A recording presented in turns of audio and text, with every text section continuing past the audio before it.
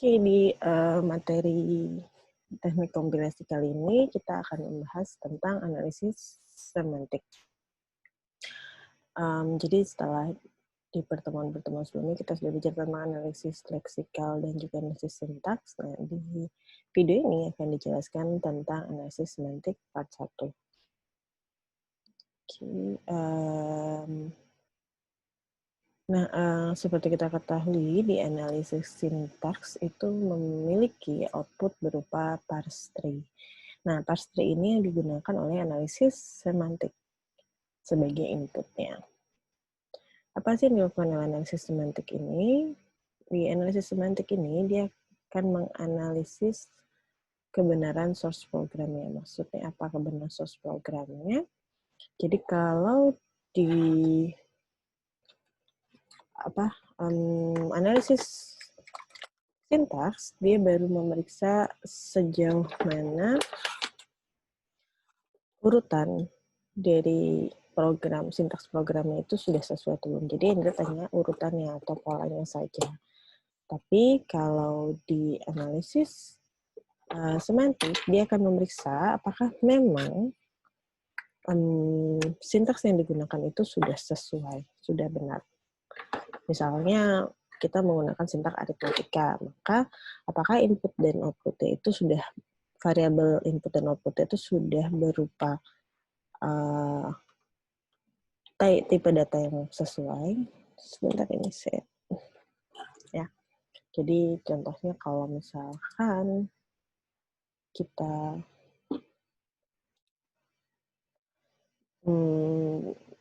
punya sintaks C sama dengan A plus B, di analisis sintaks dia hanya akan memeriksa apakah urutannya sudah sesuai. Jadi apakah ada variabel, identifier, lalu ada operator, ada identifier lagi, operator, dan identifier.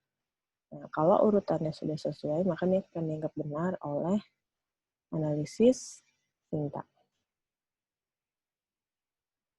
Tapi kalau di analisis semantik, dia akan melihat apakah memang tipe data dari C, A, dan B itu sudah sesuai untuk aritmatika. Nah, inilah yang dilakukan oleh analisis semantik. Jadi dia memeriksa kebenaran source program semantik. Dia memeriksa kebenaran source programnya. Nah, analisis semantik ini akan memanfaatkan pohon sintaks yang dihasilkan oleh proses parsing. Tujuannya untuk menentukan makna dari serangkaian instruksi-instruksi yang terdapat pada source code. Makna di sini itu bisa seperti tipe datanya sudah sesuai atau belum, lalu variabelnya itu sudah punya nilai atau belum, sudah diberikan nilai atau belum. Nah, itu yang dimaksud makna di sini. Ya, contohnya kalau saya punya string seperti ini, saya punya sintaks seperti ini, A sama dengan buka kurung A plus B, tutup kurung, dikali buka kurung C plus D, tutup kurung. Kalau di proses parsing atau analisis sintaks, parser ini dia akan melihat polanya. Jadi dia akan ketemu dengan ekspresi di atas, ada nggak simbol operatornya, lalu mana operannya, mana identifiernya. Tapi dia nggak tahu makna-makna yang tersimpan di dalam simbol-simbol tersebut. Asal polanya sudah benar, maka dianggap benar oleh dia. Nah, tapi misalkan ternyata si C ini dia tipe data adalah char. Nah, ini kan harusnya tidak sesuai untuk aritmatika. Jadi kalau melalui tahap sintaks secara pola dia sudah benar, tapi kalau di analisis semantik dia akan melihat ini nih. Apakah tipe datanya itu sudah sesuai untuk misalkan aritmatika, contohnya ini. Ya. Nah, oleh karena itu, analisis semantik akan melakukan yang pertama, dia akan melakukan pengecekan apakah variabel yang ada telah didefinisikan sebelumnya. Apa maksudnya didefinisikan sebelumnya? Yaitu adalah sudah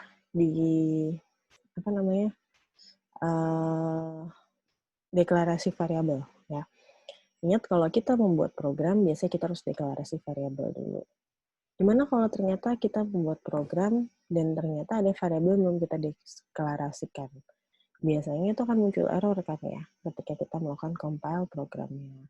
Nah, error itu muncul dari sini, dari proses analisis semantik. Ya, kemudian yang kedua, dia akan melihat apakah variabel tersebut tipenya sama dan benar. Contohnya ini tadi, dia mau cek apakah memang untuk aritmatika ini tipenya dari identifier C atau variabel C ini sudah benar. Ya, kemudian yang ketiga, dia akan melihat apakah operan yang akan dioperasikan itu ada nilainya. Jadi kita melihat ada nilainya atau tidak. Dan yang keempat, dia akan menentukan derajat operator ya, yaitu mana yang akan dikerjakan lebih dahulu. Nah, untuk dapat menjalankan tugas-tugas yang itu, analisis semantik membutuhkan tabel simbol. Tabel simbol itu apa sih? Tabel simbol itu sebenarnya tabel yang sudah dibuat mulai dari analisis leksikal yang pertama. Ya, jadi di tabel simbol ini dia menyimpan informasi tentang satu apa sih nama variabelnya, kemudian apa tipe datanya. Kalau misalkan memang itu berkaitan dengan variabel. Lalu kalau berkaitan dengan array, dia akan menyimpan informasi detail dari array-nya. Lalu kalau berkaitan dengan prosedur, dia akan menyimpan nama prosedur dan juga fungsi-fungsi yang ada di dalam prosedurnya. Kemudian dia akan menyimpan juga namanya, tipe data, kemudian parameter dari fungsi atau prosedur. Ya. Lalu ada nama label ataupun juga konstanta dan string yang disimpan dengan tabel simbol. Intinya tabel simbol ini yang menyimpan semua token yang ada di dalam program tersebut. Ya. Nah, tabel simbol ini dapat membantu pemeriksaan kebenaran semantik dari source code. Dia juga membantu mempermudah dalam pembuatan intermediate code atau code generation. Nah, biasanya tabel simbol dibuat pada tahap analisis leksikal seperti tadi saya jelaskan. Kemudian masing-masing data di dalam tabel simbol diberi indeks tertentu yang bersifat unik. Di proses analisis sintaks, tabel simbolnya juga digunakan untuk memeriksa kebenaran sintaks dan membangkitkan pohon sintaks untuk proses parsing. Hasilnya akan dianalisa kebenaran semantiknya dan digunakan pada tahapan code generation untuk menghasilkan sekumpulan instruksi object codes ya. Jadi tabel simbol ini dibuatnya tidak hanya ketika di tahapan analisis semantik, tapi juga mulai dari tahap analisis leksikal, lalu ada analisis sintaks, kemudian dia juga digunakan di analisis sintaks maupun analisis semantik. Nah, di dalam proses analisis semantik, sebelumnya di tahap analisis leksikal, tabel simbol itu menyimpan token sebagai sebuah identifier, hanya sebagai sebuah identifier. Tapi dalam proses analisis semantik, si tabel simbol ini akan menyimpan lagi informasi tambahannya, yaitu apakah identifier tersebut sebagai deklarasi variabel, atau dia sebagai pemberian nilai pada variabel, atau bisa juga dia sebagai referensi variabel dan juga sebagai sebuah nama prosedur. Apa sih identifier yang bersifat sebagai deklarasi variabel? Jadi kalau kita bikin program, misalkan kita punya program main-nya dan dalam bahasa C. Nah, di sini biasanya kita yang langkah pertama yang kita lakukan adalah mendeklarasikan variabel. Misalkan saya punya variabel A, B, dan C, maka saya deklarasikan dulu variabel yang saya integer A, integer B, integer C. Nah, dari sini bisa kita ketahui bahwa ada 3 identifier, yaitu A, B, dan C. Nah, di baris 1, 2, 3 ini, identifiernya berupa deklarasi variabel. Gimana kalau proses deklarasi variabel ini nggak ada? Kalau kalian bikin program dan deklarasi variabel yang tidak kalian buat, ketika kalian compile, ini akan menjadi error. Ya, biasanya error itu adalah undefined variable. Ya. Kemudian yang kedua, sebagai sebuah pemberian nilai pada variabel. Nah, kalau misalkan ini saya lanjutkan programnya, saya tambahkan A sama dengan 100. Nah, di sini A ini akan mempunyai fungsi identifier sebagai pemberian nilai pada variabel. Pada variabel apa? Yaitu pada variabel A. Oke. Kemudian yang berikutnya, misalkan saya lanjutkan lagi, ada if A kurang dari 1000. Nah, di sini biasanya ada program yang mau dijalankan, program if-nya. Nah, A di sini berarti sekarang berubah fungsi lagi. Dia bukan sebagai deklarasi variabel ataupun sebagai pemberian nilai pada variabel, tapi A di sini berubah menjadi referensi variabel. Apa sih maksudnya referensi variabel? Nah, referensi variabel itu adalah berarti A ini akan merujuk pada Dia akan merujuk pada identifier A yang ada di dalam tabel simbol.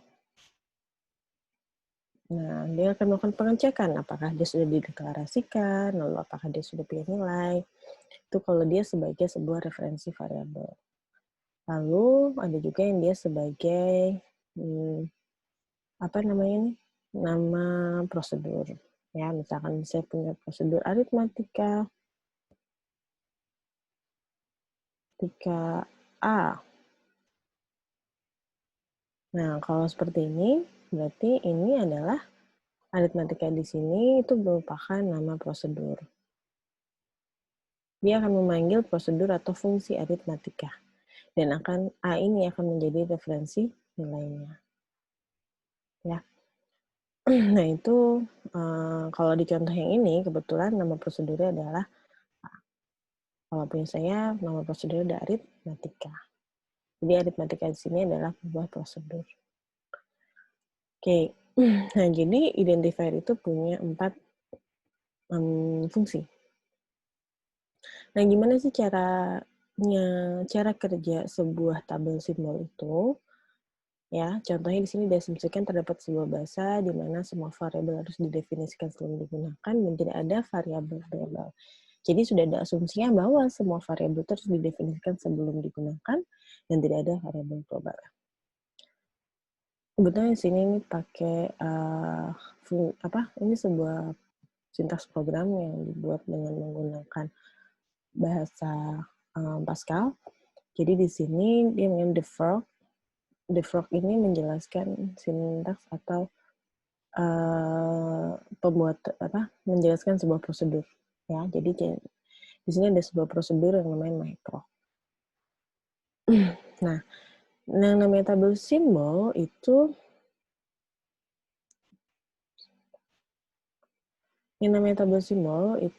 ada, kalau di sini tabel simbol yang saya gunakan itu ada 4 kolom, yaitu SIM. SIM ini maksudnya adalah nama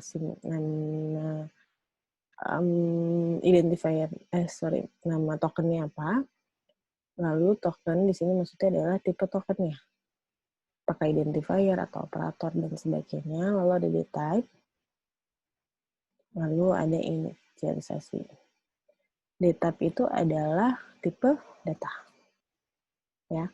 Kemudian kalau init itu inisialisasi. Jadi apakah dia sudah diinisialisasi atau belum inisialisasi itu bisa juga berupa deklarasi.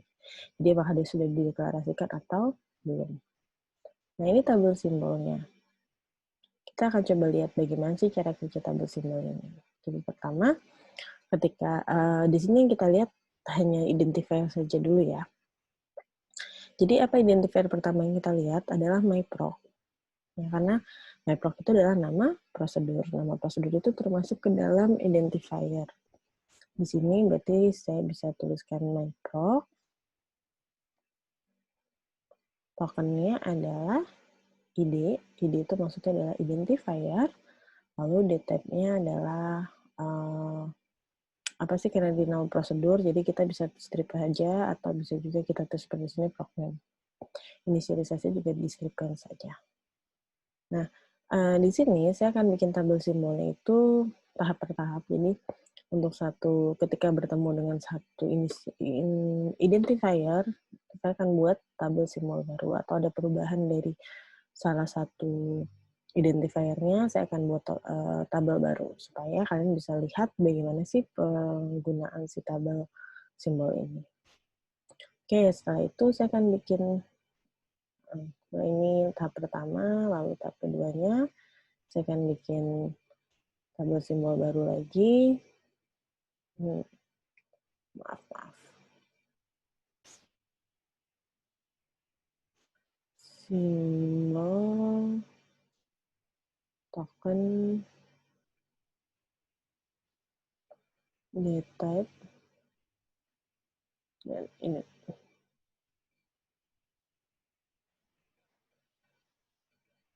Nah, yang sebelumnya saya tuliskan lagi myPro id strip. Nah, setelah itu ada apa? Ada identifier apa sih yang kita ketemuin berikutnya? Berikutnya itu ada identifier, kalau slide kita lihat. Nah, ini kan tadi myPro ya. Ada ini A, atau ada identifier A. Jadi saya tulis ada A, tipe tokennya adalah identifier, lalu data-nya apa? Nah, di sini A itu punya tipe data INT, atau integer. Makasih kita bisa tulis INT. Lalu inisialisasi itu adalah dia sudah dideklarasikan atau belum. Nah, seperti saya jelaskan sebelumnya, namanya prosedur itu dia baru dijalankan ketika dia dipanggil di program utamanya. Ya. Makanya di program utamanya ketika dia panggil sebuah prosedur, biasanya itu diiringi juga dengan pemberian nilai untuk prosedur tersebut. Contohnya di sini ada prosedur aritmatika. Prosedur aritmatika ini diberikan nilai, yaitu nilai dari variabel A. Ya. Otomatis ketika prosedur ini dijalankan, maka variabel yang ada di dalam prosedur ini pasti sudah diberikan nilai. Ya, itulah kenapa si identifier A ini kita anggap inisialisasinya adalah yes, karena dia ketika dia dijalankan berarti dia sudah diberikan nilai oleh si program utamanya. Nah, yang ketiga, kemudian kita akan lihat, nah saya akan sini dulu. Yang ketiga adalah identifier B. Ya. Jadi ada identifier B. Di sini berarti ada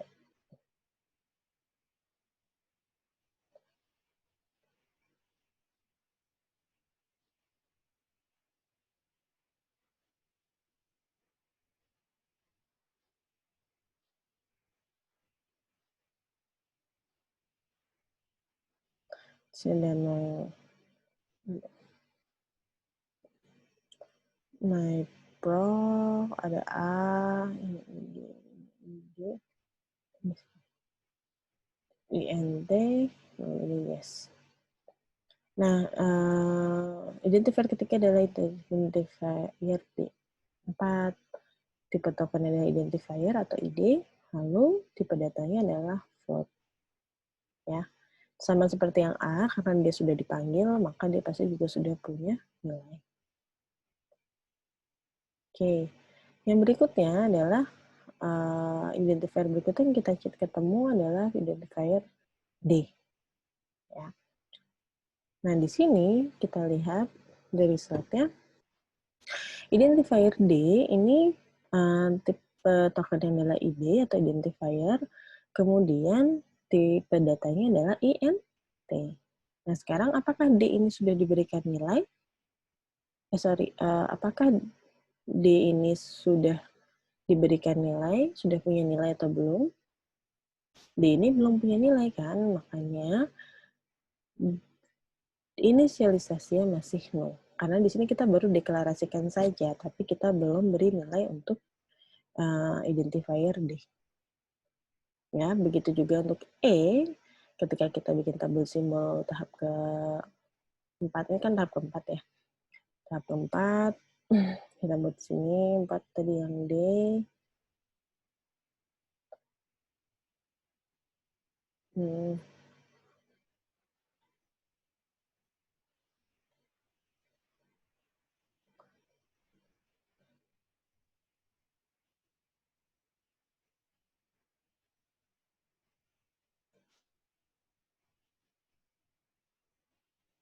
Nah, di sini saya tuliskan saja nama simbolnya A, B, D, dan yang baru.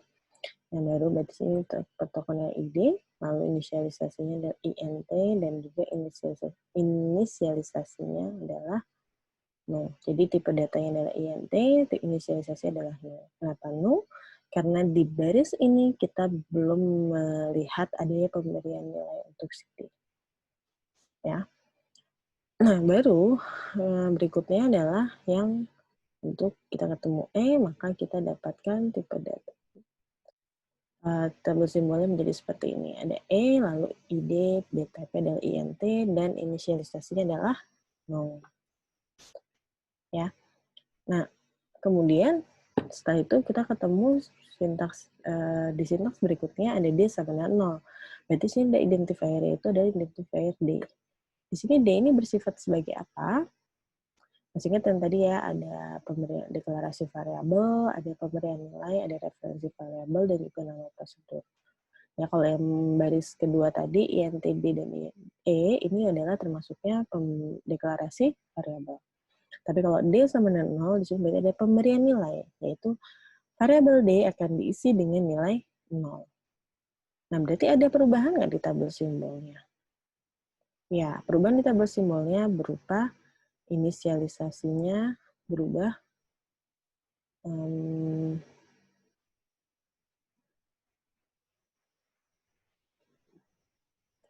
Inisialisasinya akan berubah ini dari no akan berubah menjadi yes. Ya. Jadi yang D, ketika D sama dengan 0, maka di tabel simbol untuk identifier D, inisialisasi akan berubah menjadi yes. Karena dia sudah diberikan nilai, yaitu D sama dengan 0. Nih, D sama dengan 0, maka dia berubah menjadi yes. Ya. Kemudian,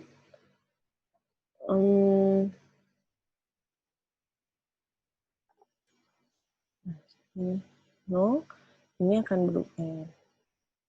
Nah, ini akan berubah menjadi yes. Nah, termasuk di baris ketiga itu ada E sama dengan A dibagi round B.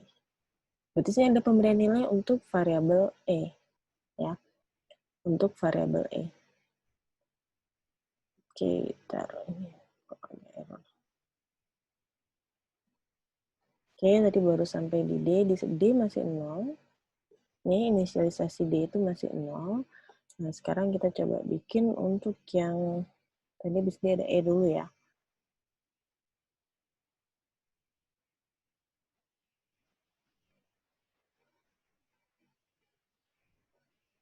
Bahkan D-type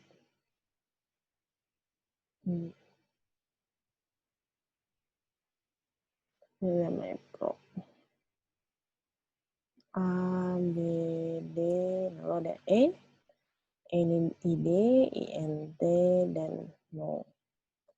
ID, INT, dan no. Nah, tadi ketika ketemu D sama dengan 0, karena di situ ada identifier berupa pemberian nilai, maka si D ini inisialisasi akan berubah menjadi yes. Jadi di langkah ke-6-nya akan ada perubahan nilai dari tabel simbolnya. Ya, ini nanti yang berubah itu adalah nilai dari inisialisasi D.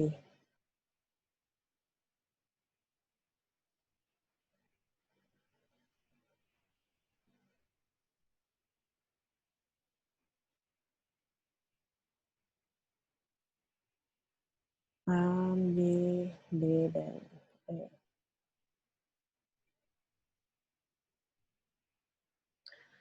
tadi ini id, int. Nah, sekarang id ini inisialisasinya adalah yes. Ya. Nah, untuk di sini inisialisasinya masih no. Tapi di baris selanjutnya kita coba lihat apakah memang inisialisasi ini akan berubah. Tadi ini id, ini id, ini juga id, kemudian dtp tadi ini int, ini float, ini yes, ini yes. Nah, ketika di baris yang sintaks sama dengan A dibagi round B, di sini ada pemberian nilai untuk tapi ini akan diisi oleh A dibagi round B. Berarti di sini A ini akan berubah, identifier mempunyai fungsi sebagai yang referensi variabel. Berarti dia akan melakukan pengecekan ke tabel simbolnya. Apakah di tabel simbol itu A sudah tipe datanya apa? Apakah sudah sesuai untuk aritmatika? A itu tipe datanya adalah INT. Berarti itu sudah sesuai. Dan dilihat apakah sudah punya nilai? Yes, berarti A itu punya nilai. Oke, berarti itu bisa digunakan untuk aritmatika. Sekarang kita akan lihat yang B. B apakah punya nilai? B apakah tipe datanya apa? Float. Nah, float ini kan bisa dibentuk aritmatika juga ya. Dan dia akan bertemu dengan round, berarti dia akan menjadi pembulatan, akan menjadi bilangan bulat. Akan menjadi integer, yang nanti akan sama dengan tipe data dari A. Ya. Lalu apakah B ini punya nilai juga? Ya. Nah, B juga punya nilai. Berarti yang ini bisa dikerjakan. Sekarang dia akan melakukan pengecekan. Bagaimana dengan Apakah ini tipe datanya? Yang ini tipe datanya adalah INT. Oke, berarti tipe data yang ketiganya sudah sesuai, sehingga sintaks ini bisa dijalankan. Maka si ini nilai inisialisasinya akan berubah. Ya. Jadi itu adalah perubahan-perubahan yang ada di dalam tabel simbol.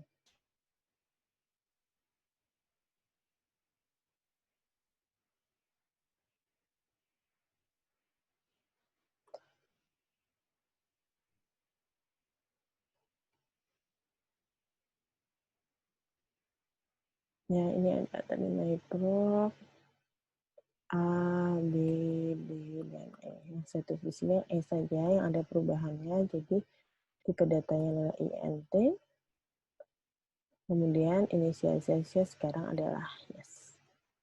Ya, nah itulah perubahan dari tabel simbolnya. Nah, kalau kita lihat di baris berikutnya adalah if lebih dari 5. Nah, di sini berupa apa berarti? Di sini sama seperti A ataupun B ataupun dan D di sini, yaitu berupa referensi variabel. Maka dia akan cek apakah ini tipe datanya INT. Nah, ternyata sama kan INT. Kemudian dia akan cek apakah ini punya nilai. Kemudian di inisialisasinya yes, berarti ini punya nilai. Berarti ini bisa dijalankan. Lalu dia melakukan print D. Nah, print D di sini berarti juga D ini sebagai referensi variabel. Nah, inilah yang disebut dengan tabel simbol. Dan bagaimana sih tabel simbol itu digunakan di dalam analisis semantik. Ya, jadi itu cara kerja dari analisis semantik. Nah, itu tentang tabel simbol di analisis semantik. Ini materi tentang analisis semantik untuk part pertama. Nanti di video berikutnya kita akan pelajari tentang hash table. Oke, mungkin ini materi untuk pertemuan ini. Nah, ini di akhir slide ada soal tugas yang kalian harus kerjakan. Jadi ada beberapa pertanyaan, lalu juga yang terakhir nomor 4 itu ada kalian diminta secara bertahap buatlah tabel simbol dari penggalan kode di samping ini. Maksudnya secara bertahap itu buatnya seperti yang saya contohkan tadi. Ya. Jadi terlihat perubahan dari isi tabel simbolnya. Oke, sekian materi untuk di video ini tentang analisis semantik part 1. Terima kasih, sampai ketemu lagi.